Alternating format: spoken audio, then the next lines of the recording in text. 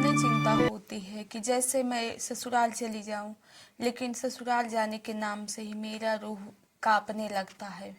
मुझे इतना डर लगता है क्योंकि इतना ज़्यादा अपमान, जिल्लतें, गालियाँ, मारपीट मैं सह चुकी हूँ कि अब मेरी सहने की क्षमता खत्म हो गई। मुझे समझ में नहीं आता मैं अपने दोनों प्यारे बच्चों के साथ कैसे साथ में रहूं। पति की गैर जिम्मेदारी की वजह से न रहने को कोई ठिकाना और न खाने को कोई खाना। सासू माँ का खाते हैं तो रात दिन गालियाँ देती हैं, शराबती हैं, हस्बैंड से लड़ाई करवाती है, मारपीट। बेटा फोन किया था, मम्मी चली आओ। मतलब इतना तकलीफ होती है, क्या करूं। हे भगवान, आपने बहुतों को बहुत दिया है, मुझे सिर्फ इतना दे दो मैं अपने दोनों बच्चों को पाल सकूं। तो दोस्तों, आपने क्लिक कर लिया है तो एक माँ की मजबूरियों से भरा हुआ ब्लॉग जरूर देख लेना। और मुझे ना सपोर्ट की बहुत ज़रूरत है, तो मुझे आपसे सपोर्ट की आशा है। प्लीज़ चैनल सब्सक्राइब कर लीजिए और ना लाइक कर दीजिए। मेरे बाद ब्लॉग दो बच्चे हैं, आगे एक को मैं छोड़ के आई हूँ ससुराल में मजबूरी बस, और एक मेरे साथ है। बच्चे से कितना प्रेम होता है माँ को। हेलो दोस्तों, राधे राधे। तो यह ब्लॉग शुक्रवार का, जहां से ब्लॉग दोपहर से खत्म किया था, उसके बाद का यह ब्लॉग है लगभग दोपहर 2-3 बजे का। तो आप जानते हैं लाइटिंग वीटिया कर रही थी तो थोड़ा आराम तो मिला है, लेकिन पूरी तरह नहीं मिला है।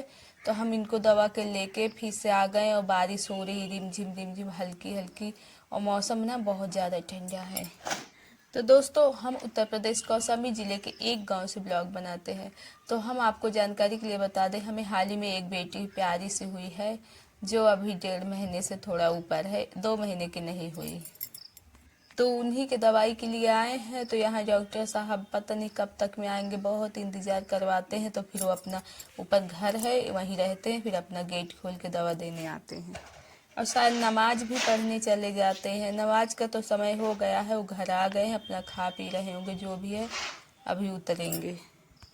समझ में नहीं आता हमारी बिटिया को क्या हो गया, क्योंकि वहाँ ना वो जब हुई थी तो बच्चे वैसे कोई 1.5 महीना 2 महीने तक लाइटिंग बहुत ज़्यादा करता है, पर ये 15 दिन तक की थी। उसके बाद 20 दिन तक में इसका लाइटिंग ना कम ही हो गया था। 15 दिन तक 5-6 बार करती थी, और उसके बाद फिर तो 2 दिन में करती थी, कभी 3 दिन में। उसके बाद यहाँ आए तब भी 1 हफ्ता ठीक ही की थी। उसके बाद फिर लगभग 20-21 तारीख से बहुत ज़्यादा करने लगी थी। फिर उसके बाद दवा लेके गए 3 दिन से आराम हो गया था। फिर 1.5 महीने वाला टीका लगवाए, उसके बाद फिर टीका लगवाने के बाद बुखार का दवा पिलाए। उसके बाद इनकी लाइटिंग फिर बिगड़ गई है। करती हैं बहुत ज़्यादा, मतलब बहुत, पिछले बार कितना तो नहीं, लेकिन फिर भी बहुत ज़्यादा करती हैं। तो यार देखिए, फिर सीधा हम ना सुबह की रिकॉर्डिंग शनिवार का किए, क्योंकि ना बड़ा परेशान हो गए थे, परेशान कर रही थी। मौसम इतना ठंडा था, बिजली भी नहीं थी। दवाई पिलाएं, दवाई क्या की कि ना उल्टी कर दी। वो डॉक्टर को बताया ना ठंडी भी लग रहा है, इनको लग गया, मतलब थोड़ा से ठंडी का असर हो गया, जकड़ा ना रही है। फिर ना उल्टी कर दी ढेर सारा। फिर मतलब वही रात में अपने कपड़े उपड़े बदले। फिर सुबह, कल आपने देखा होगा हम साड़ी पहने हुए थे, फिर उसके बाद रात को बदल कर फिर हम सूट पहने। उसके बाद देखिए कपड़े उपड़े ढेर सारा निकले हैं। अब इनको सुबह की दवाई भी देना है। और रात भर बहुत जगी है, 1 बजे तक सोई। इनका आदत बन गया है, मतलब पूरा 12-1 बजे तक जगती है। तो उसके बाद फिर सोई हैं, कोई रिकॉर्डिंग नहीं किए हैं। अब सुबह देखिए कपड़े उपड़े धोने हैं और नहा लेते हैं। और इधर देखिए कितना आराम से गर्दन टेढ़ी करके सो रही, मुस्कुरा मुस्कुरा के। और रात भर तो हमको सोने ही नहीं देती। और सुबह सुबह हमने ना काफ़ी फैसला किया कि हम खुश रहने का कोशिश करेंगे, नहीं तकलीफ़ें तो ख़त्म नहीं होने वाली। और मतलब ज़िंदगी में इतनी ज़्यादा जब तकलीफ़ें रहें तो बहुत ही ज़्यादा फिर मुश्किल होता है हंसना मुस्कुराना। पर कोशिश मतलब हम कर रहे हैं, क्योंकि हमने सुना है जितना मतलब दुखों को लेके पकड़ के बैठे, उतना आप तकलीफों में फंसते जाते हैं। तो हम जबरदस्ती का दुखों और तकलीफों को मतलब भूलने का कोशिश करेंगे और खुश रहने तो बाकी हमारे जबरदस्ती का रोने धोने से भी कुछ बदलने वाला। हमारी प्यारी सी बिटिया रानी जग गई है दोबारा, उसको ना दूध फिर से पिला देते हैं।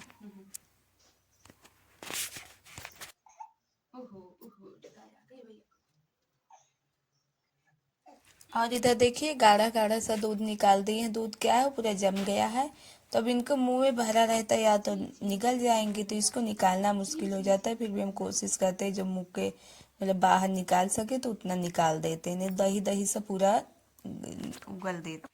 और रात में जो है ना ढेर सारा उल्टी कर दी थी, तो वो ना कपड़े ऊपर का स्वेटर निकाल दिए थे, दूसरा पहना दिए थे, अंदर के सारे कपड़े पहने हुए हैं और गर्दन के आसपास ना बदबू आ रही। इनको मतलब तेल से मालिश करके और हल्की से मालिश करेंगे और उसके बाद जो है ना कपड़े चेंज करवा देंगे। जब से बेचारी तबीयत गड़बड़ हुआ है अपटेन के मालिश करना छोड़ दिए हैं, और ना तो नहलाते हैं, इनके सर के पास भी जमा जा रहा है गंदा गंदा।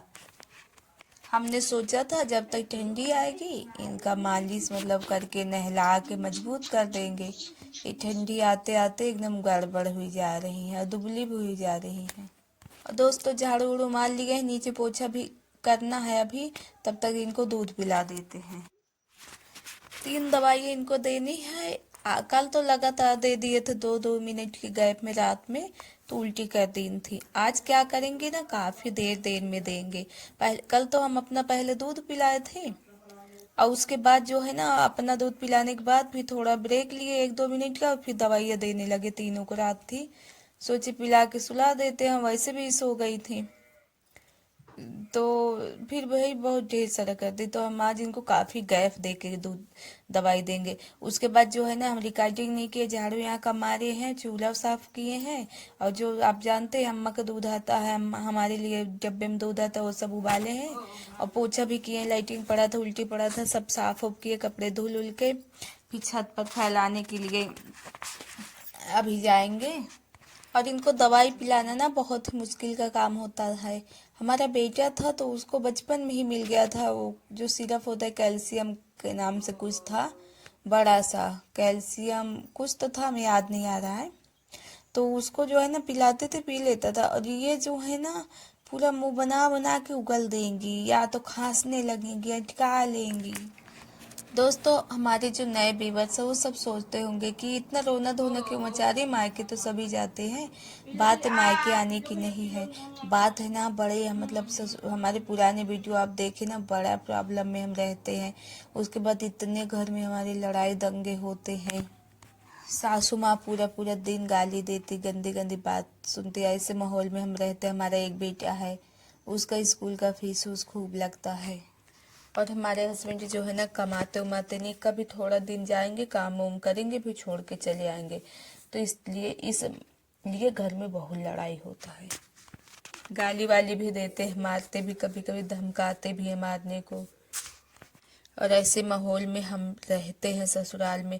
अब हमारी बेटी हो गई, मतलब हाल ही में 1.25 महीना की पूरी थी। इतना ज़्यादा हमें वहाँ तकलीफ हो देते थे, हम लेके मायके चले आए, बेटे को छोड़ के आए, बहुत उसकी याद आती है। पता नहीं हम कब तक में जाएंगे, समझ में नहीं आता। जब से आए हस्बैंड फ़ोन नहीं किए हैं, और करते हैं तो सिर्फ अपने काम के लिए, मतलब बेटियों को तो पूछते ही नहीं है।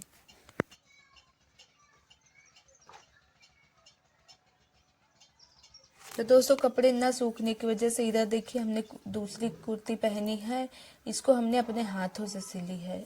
आप लोग बताओ कैसी लग रही है।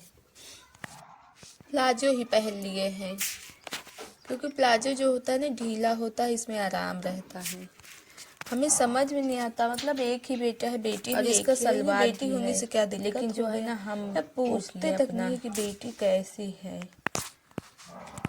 पहले भी हम कई बार मायके आए हैं, फ़ोन करते थे और बेटे को बहुत पूछते थे, और उसको मतलब बहुत बोलते थे कोई दिक्कत तो नहीं है।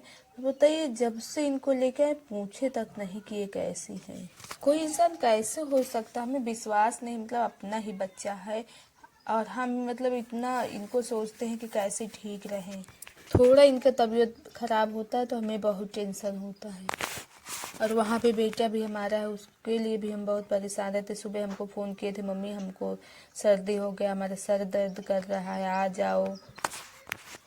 रात में हमको ठंड लगती है तो हम बोले बेटा अपना ध्यान रखो, पापा बोले थे तुम चली जाओ बच्चों को छोड़ के, तो हम चले आए हैं, तुम वो करो, अपना ध्यान रखो। पापा को बोलो ना कि आप अपने पापा के पास आप सोया करो।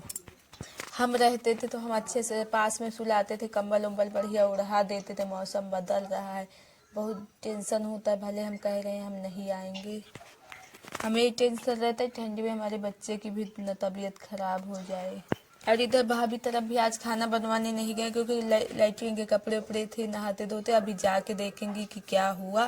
फिर गए देखे तो भाभी जो है ना आज दाल का पराठा बना रही थी, क्योंकि आज वो था डिटवन था, देवउठनी, आप सब जानते हैं।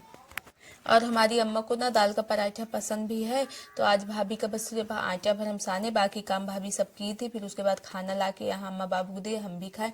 तो दोस्तों आज का डेली ब्लॉग इतना ही। पता नहीं हम आपको क्लियरली बता पाए कि नहीं, पता नहीं आप हमारी तकलीफ ठीक से समझ पाए कि नहीं, लेकिन इतना कह रहे हैं कि हमें ना बड़ा ही सपोर्ट की आपकी ज़रूरत है। तो प्लीज़ आपने वीडियो देख लिया हो तो जल्दी से लाइक कर दो, हमें आपसे सपोर्ट की आशा है। आप ना हमारी वीडियो को अपने बाकी साइटों पे शेयर कर दो प्लीज़, जैसे इंस्टाग्राम, फेसबुक वगैरह वगैरह पे चैनल पे को सब्सक्राइब कर लीजिए। और कमेंट करके आप ज़रूर बताना कि ब्लॉग आपको कैसा लगा।